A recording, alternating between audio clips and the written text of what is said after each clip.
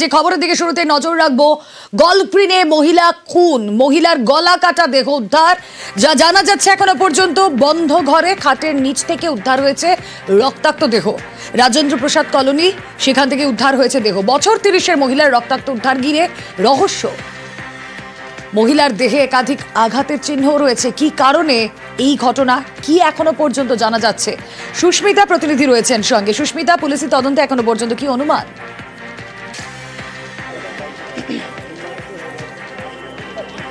দেখো, রাজেন্দ্র প্রসাদ কলোনি, যেখান থেকে মহিলার অস্বাভাবিক মৃত্যু বা অস্বাভাবিক যে মৃত্যুর ঘটনা, সেই ঘটনা ঘটেছে, সেখান থেকে ইতিমধ্যেই পুলিশ নমুনা সংগ্রহ করেছে এবং প্রথম মহিলার মা তার দেহ দেখতে পায় আজ সন্ধ্যে 6টা নাগাদ। মহিলার মায়ের সঙ্গে ইতিমধ্যেই কথোপকথন হয়েছে পুলিশের।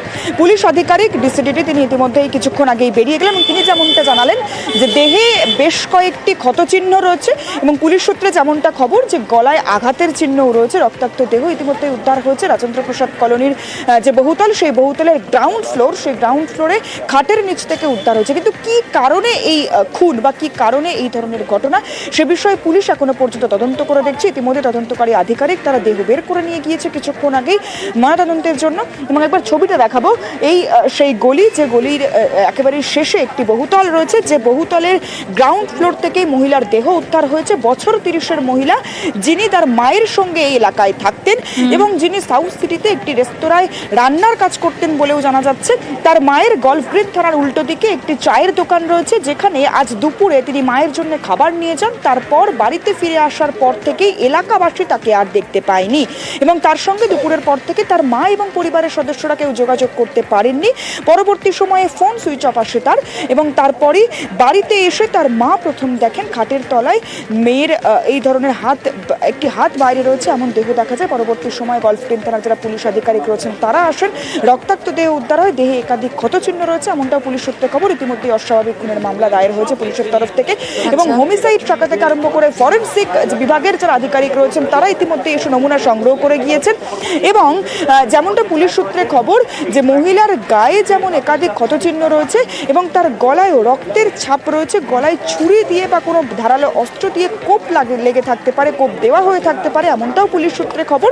এবং গোটা বিষয়টি এই মুহূর্তে খতিয়ে দেখছে তদন্তকারী আধিকারিকরা, গলফগ্রিন থানার পুলিশ আধিকারিকরা এবং পরিবারের সদস্য যারা রয়েছেন তারা বলছেন কোনো রকম কারোর সঙ্গে ঝগড়া, অশান্তি বা কারোর সঙ্গে শত্রুতা এই ধরনের কোনো কিছুই ছিল না তার, এমনকি কোনো সম্পর্কেও তিনি জড়িয়ে ছিলেন না, এমনটাও পরিবারের সদস্যরা জানাচ্ছেন। এই এলাকায় গত 10 বছর ধরে থাকতেন ওই মহিলা, মৃতা মহিলা, এবং তার মায়ের সঙ্গে থাকতেন এবং তিনি অবিবাহিতা ছিলেন, এমনটাও পরিবার সূত্রে খবর। সুতরাং গোটা বিষয়টিকে কেন্দ্র করে এই মুহূর্তে চাঞ্চল্য ছড়িয়েছে এবং তদন্তকারী আধিকারিকরা যেমন গোটা বিষয়টি খতিয়ে দেখছেন এবং লালবাজারের তরফ থেকে ইতিমধ্যেই যারা তদন্তকারী আধিকারিক তারা এসে উপস্থিত হয়েছেন, হোমিসাইড শাখার আধিকারিক, ফরেনসিক শাখার আধিকারিক তারা এসে উপস্থিত হয়েছেন।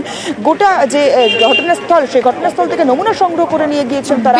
স্নিফার ডগ দিয়ে গোটা এলাকা তারা ঘুরেছেন পুলিশ আধিকারিকরা, যে কোন জায়গা থেকে যে আততায়ী তিনি ঢুকে থাকতে পারেন। এই যে যেখানে ঘটনাস্থল, যে বহুতল, সেই বহুতলের পেছনের দিক দিয়ে আরেকটি ঢোকার রাস্তা রয়েছে, সেই গোটা রাস্তাটি কিন্তু পুলিশ স্নিফার ডগ দিয়ে দেখেছে। সুতরাং গোটা বিষয়টির মোটিভ কি থাকতে পারে, কিভাবে হয়ে থাকতে পারে, কেন এই ঘটনা, গোটা বিষয়টি এই এখনো তদন্ত প্রাথমিক পর্যায়ে, আরো তদন্ত এগুলো কি উঠে আসে অবশ্যই আমাদের নজর থাকবে।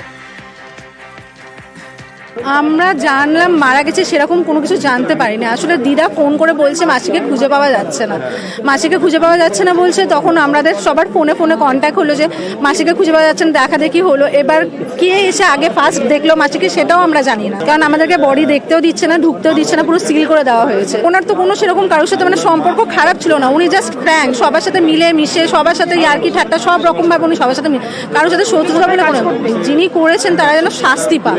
কেন কি এরকম ভাবে তো কেউ বাড়িতে একা সেফ থাকতেই পারবে না।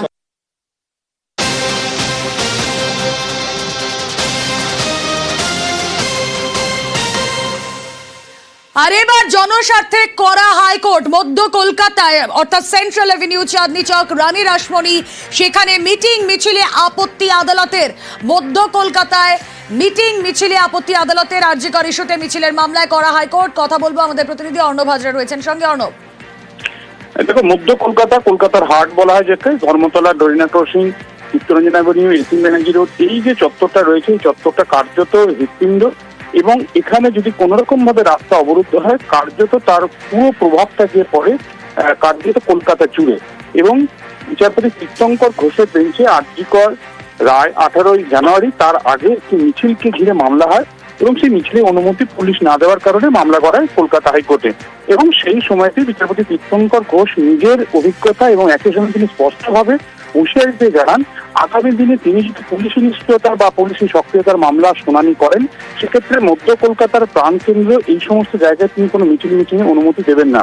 কারণ তিনি তার নিজের শৈশব কাটিয়েছেন এবং ছেলেবেলা কাটিয়েছেন, তিনি জানেন এই চত্বরে একবার অবরুদ্ধ হয়ে পড়লে তার প্রভাব কি সুদূর প্রসারী হয়।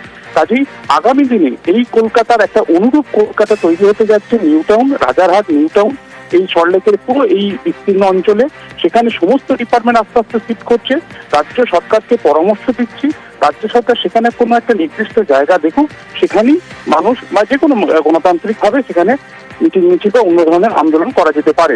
কিন্তু আগামী দিনে যদি কোনো আবেদন আসে সেক্ষেত্রে কিন্তু আদালত তা আর বিবেচনা করবে না, রাজ্যকেও সে বিষয়ে খোঁজ খবর নেওয়া, নতুন জায়গা সন্ধান করা এই পরামর্শ দেওয়া হয়। এটিও শেষমেশ আরজিকরের যে মিছিলের দাবি ছিল একটি সংগঠনের তরফে, সেক্ষেত্রে ওয়েলিংটন থেকে রানী রাসমণি অ্যাভিনিউ পর্যন্ত মিছিল দেওয়ার কথা ছিল। বিচারপতি শহরের প্রাণকেন্দ্র বাঁচাতে তার রুট ঘুরিয়ে দেন এবং ওয়েলিংটন থেকে এটি কলেজ স্কোয়ার পর্যন্ত হবে মিছিল এবং 100 জনের জমায়েত নিয়ে এই মিছিল হবে, এই অনুমতি শেষমেশ দিয়েছেন বিচারপতি। বেশ,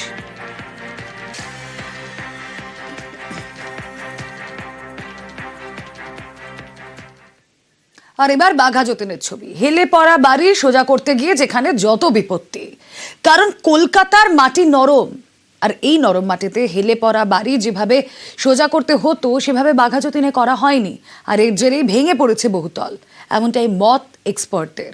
অথচ এই কলকাতাতে এমন অনেক হেলে পড়া বাড়ি রয়েছে, দেখুন একবার।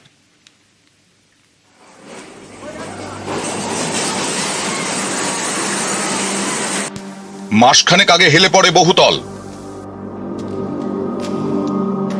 মঙ্গলবার দুপুরে ভয়াবহ পরিস্থিতি, গোড়া থেকে ভেঙে পড়ে বহুতল। হেলে পড়া বহুতলকে সোজা করতে উদ্যোগ নেন প্রমোটার। হাইড্রোলিক জ্যাক দিয়ে বহুতল সোজা করার চেষ্টা করা হয়, এর জেরেই বিপত্তি বলে দাবি বিশেষজ্ঞদের।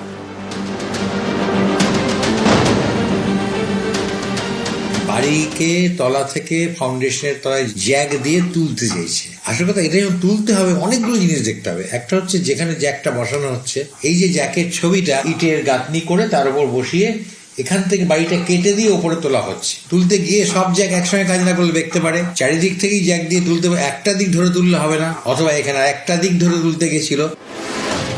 হেলে পড়া বহুতলে আগে কোনো ফাটল ধরেনি, বহুতল তৈরি বা নির্মাণ সামগ্রীতে সমস্যা ছিল না বলেই দাবি পুরসভার ইঞ্জিনিয়ারের। তিনিও দায়ী করছেন বহুতল সোজা করার পদ্ধতিকে। একটা হয়তো সামান্য টিল্টিং হয়েছে, সেই টিল্টিংটা এখন অনেক টেকনোলজি আছে, অ্যারেস্ট করা যেতে পারতো, কিন্তু যে পদ্ধতি নিয়ে এটা করতে যাওয়া হয়েছে এটা নির্বোধের কাজ। এটা কোনো ইন্ডিয়ান স্ট্যান্ডার্ড কোড বলুন, এনবিসি বলুন, ন্যাশনাল বিল্ডিং কোড, কেউ এই টেকনিককে মানে পারমিট করে না। ওইখানেতে ওরা জ্যাক দিয়েছিল, জ্যাক দিয়ে এটাকে তোলার চেষ্টা করেছিল। আশেপাশের বিল্ডিং যারা আছে, ওই বাড়িতে যারা থাকে তাদের ভ্যাকেট করে দেওয়া এই মুহূর্তে উচিত। ওভারটার্নিং অবশ্যই হয়ে যেতে পারে। ওরা বলছেন কলকাতার মাটি নরম, তাই এখানে বাড়ি লিফটিং করা খুবই ঝুঁকিপূর্ণ। বিশেষজ্ঞদের মতে বাঘা যতীনে হেলা বাড়ি সোজা করতে গিয়ে বিপত্তি ঘটেছে।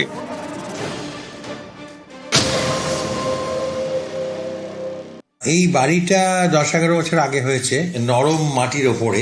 এমনি কলকাতার মাটিই নরম, একটু টিল্টেড কন্ডিশনে ছিল বহুদিন ধরে। এটা আমার মনে হচ্ছে আগে থেকে প্রথম থেকেই একটু বেঁকেই তৈরি হয়েছে, তার কারণ হচ্ছে মাটিটা জলাজমি এবং খারাপ জায়গা ছিল। হট করে আমি কিছু জ্যাক তলায় লাগিয়ে তাহলে সেটা সিনিয়র এইভাবে কিছুতেই করা উচিত না, করতে দেওয়া উচিত না। আমাদের দেশে কিছু এরকম অর্গানাইজেশন আছে যারা হরিয়ানা বা দিল্লির অধিকার, এই কাজটা করতে গেলে যা যা প্রিকশন নেওয়া উচিত সেটা না নিয়েই কিন্তু সারা ভারতবর্ষ হবে এই ধরনের কোম্পানিগুলো কাজ করে যাচ্ছে। এরা কিন্তু মিউনিসিপ্যালিটিতে কোনো নেয় না। কলকাতার মাটিকে বুঝতে হবে, সহজে এগুলোকে ঠিক করা যাবে না। এই ধরনের কোম্পানিগুলো কি করছে, তারা খুব শক্ত সয়েলে, দিল্লি যেমন বা হরিয়ানা, ওই সমস্ত জায়গায় মাটি অনেক শক্ত, সেই সমস্ত জায়গায় বেশ কিছু এক্সপেরিমেন্টাল কাজ করে সাকসেস হয়েছে, তারপরে তারা ভাবছে সব জায়গায় হবে। কলকাতার হাই রাইজ বিল্ডিং মানে 10-এর ওপর থেকে 12-এর ওপর থেকে হাই রাইজ। আর্থকোয়েকের সময় যদি বড় বাড়ি যেটা হয় সেই বড় বাড়ির যে দোলনটা, সেই দোলনটা কিন্তু অনেক বেশি, কিন্তু ছোট বাড়ি এই দোলন সহ্য করতে পারে না, তার মেটেরিয়ালও সেরকম নয়, তার ফলে সে ভেঙে পড়তে পারে। এই শহরেই বছরের পর বছর ধরে এমন বেশ কয়েকটি হেলে যাওয়া বাড়ি রয়েছে, সেখানে বহু মানুষ বসবাসও করছেন। এই বাড়িগুলি সোজা করতে গেলেও হয়তো এমনই বিপদ হতে পারে। নিউজ 18 বাংলা।